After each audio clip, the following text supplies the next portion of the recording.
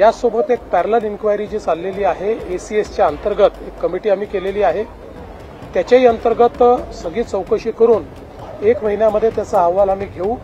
त्याच्यामध्ये याची किती व्याप्ती आहे, अजून कोण कोण याच्यामध्ये आहेत, या संदर्भातली सगळी माहिती मिळेल आणि मग त्यानुसारच पुढची कारवाई ही केली जाईल। जी काही माझ्याकडे माहिती आहे त्यानुसार हा जो काही करार त्यांनी केला होता त्या करारामध्ये पैशाचं एक्सचेंज हे बाकी होतं, पण रजिस्ट्री पूर्ण झाली होती।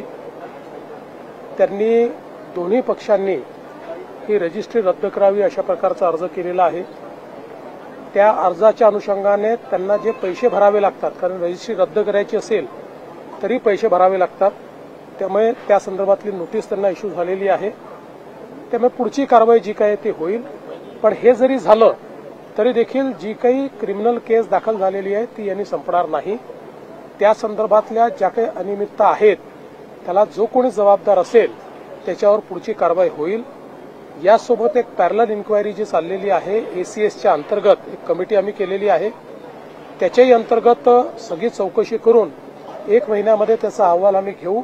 त्याच्यामध्ये याची किती व्याप्ती आहे, अजून कोण कोण याच्यामध्ये आहेत, या संदर्भातली सगळी माहिती मिळेल आणि मग त्यानुसारच पुढची कारवाई ही केली जाईल।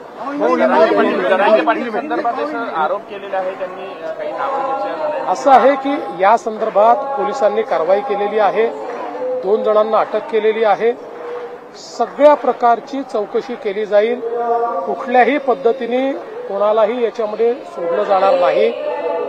हे जी काही संपूर्ण घटनाक्रम समोर येतोय याच्या तळाशी जाण्याचा प्रयत्न हा पोलीस करत आहेत।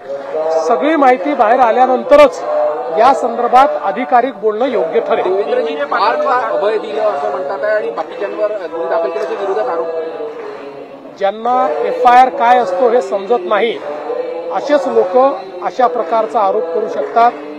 एफआयआर दाखल करत असताना ज्या एक्सप्रेस्ड पार्टीज असतात त्यांच्यावर एफआयआर दाखल होतो। यामध्ये ती जी कंपनी आहे त्या कंपनीचे जे ऑथराइज सिग्नेटरी आहेत त्या सिग्नेटरीवरच एफआयआर दाखल होतो। तो एफआयआर दाखल झाला आहे, पण हे आपण लक्षात घेतलं पाहिजे की ज्यावेळेस एखादा एफआयआर होतो तर याच्यामध्ये ज्यांनी साईन केली ते, ज्यांनी विक्री केली ते, ज्यांनी त्या संदर्भात चुकीचं रजिस्ट्रेशन केलं ते, ज्यांनी फेरफार केला ते, अशा सगळ्यांवर हा एफआयआर दाखल झालेला आहे। याच्या चौकशीच्या दरम्यान अजून जर कोणाची नावं आली, कोणाचा संबंध आला तर त्यांच्यावरही कारवाई ही होत असते। पण आता जो एफआयआर केलेला आहे त्याच्यामध्ये कोणालाही डावललेलं नाही। नियमानुसार ऑथराइज सिग्नेटरी, नियमानुसार पॉवर ऑफ अटर्नी होल्डर हे एफआयआरचे जबाबदार असतात, त्यांना जबाबदार धरलेला आहे। जो करार झाला त्याच्यात शीतल तेजवानी एक नाव होतं, पण करार रद्द देण्यात झाला त्याच्यात शीतल तेजवानी नाव नाही। ते मी आता बघितलेलं नाही आहे, ते बघितल्यानंतर मी सांगू शकतो। सापडले तर इथून पुढे त्यांच्यावर कारवाई होईल। असं आहे की आता तुम्ही अहवाल येऊ दिला पाहिजे।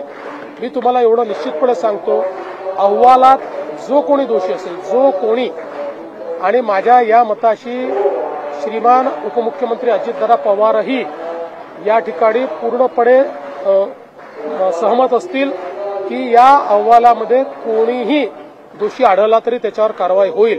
बघा, आम्ही कालही एकाही मिनिटाची वाट बघितली नाही।